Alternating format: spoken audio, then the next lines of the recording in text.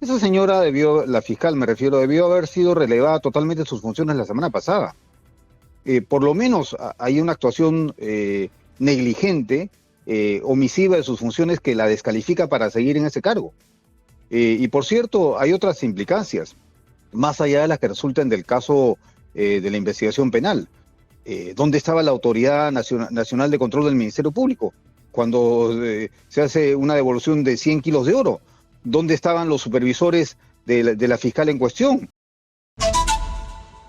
Antonio Maldonado, y estábamos hablando sobre lo que puede pasar con este caso que ya ha significado una primera medida, es decir, el impedimento de salida del país para la fiscal Elisa de Peralta, para Andrés Hurtado Chibolín, para los empresarios Augusto Muley y Francisco Iván Suicho.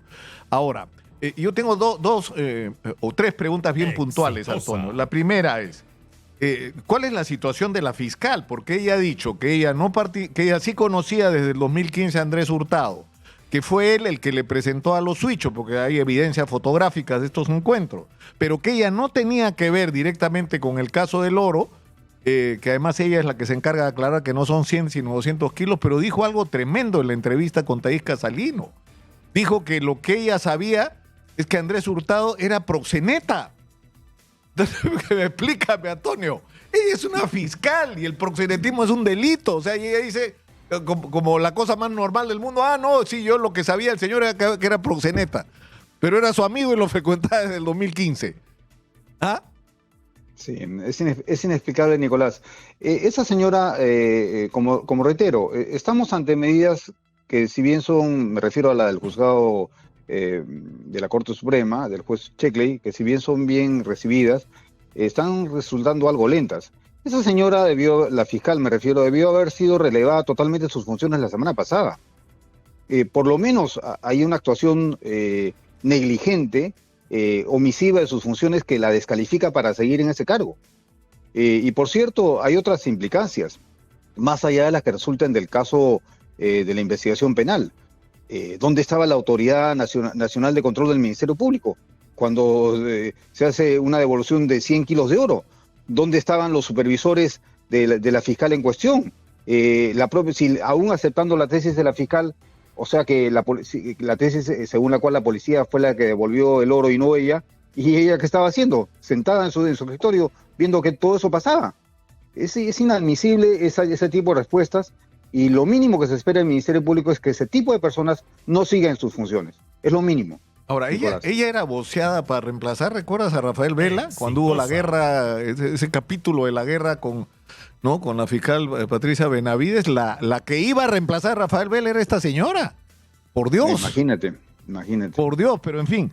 El otro tema es la situación de Andrés Hurtado y de otros personajes. Por ejemplo, tú has nombrado el caso de Rafael López Aliaga, que ahora se sabe que con fondos públicos, los que entrega la OMPE para el financiamiento de partidos políticos, Renovación contrató los servicios de Andrés Hurtado para hacer media training.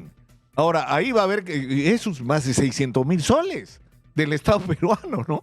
Entonces la pregunta es si ese media training realmente se dio, si fue una transacción, yo te doy 600,000 soles y tú me llevas a tu programa todos los sábados, no sé. Eso también va a tener que ser materia de investigación, ¿no? Debería serlo, Nicolás, en este caso en el ámbito del sistema electoral, porque realmente yo creo que permitimos cosas que no debieran ser permitidas, entre otras como estas, ¿no? Pero también hay otras conductas que tal vez no revisten consecuencias o relevancia jurídico, penal o administrativa, pero sí referente a la conducta ética de los funcionarios, ¿no? Por ejemplo, se reveló ayer en el programa del señor Ortiz a un alto jefe militar condecorando a este señor, ¿no? Realmente basta, ¿no? O sea, ubíquense un poquito los funcionarios del Estado, ¿no? Tienen este problema gravísimo de baja estima, y para subirla tienen que contratar este tipo de personajes o relacionarse con ese tipo de personajes. Yo creo que hay un problema mucho más complicado que el problema jurídico penal o el problema jurídico. ¿Y qué puede pasar con Rosana del Águila, a la que se hace referencia en el documento del juez Checkley, pero que no se toma ninguna medida contra ella? Porque, es decir, ¿cuál es el delito que ella podría haber cometido? O sea, el futbolista, uno de los suichos, que el futbolista va porque quiere adquirir la nacionalidad china y parte del trámite pasa por migraciones, ¿no es cierto? La renuncia a la nacionalidad peruana y ¿no? Así es. En el tipo penal del artículo 400, ella es la autoridad administrativa que tiene bajo su caso valga la redundancia, el caso que se resuelve a favor del futbolista en los términos que el futbolista lo quiere. Por tanto, también hay una conducta típica de tráfico de influencias bajo las premisas del artículo 400 del Código Penal. Me parece que es el mismo caso de la fiscal. Claro, los hechos son diferentes, pero los supuestos pero legales los delitos que tú estás describiendo a los que se hace referencia en el documento de la Corte Suprema, del juzgado del juez Checli, son delitos bien graves, ¿no? O sea, porque estás hablando de tráfico de influencias, de presunción de lavado de activos, cohecho, o sea... Enriquecimiento ilícito. ¿Qué son 15 años de cárcel? ¿Qué puede significar esto? Bueno, una penalidad muy alta. Son delitos muy graves, tan graves que están considerados y han sido discutidos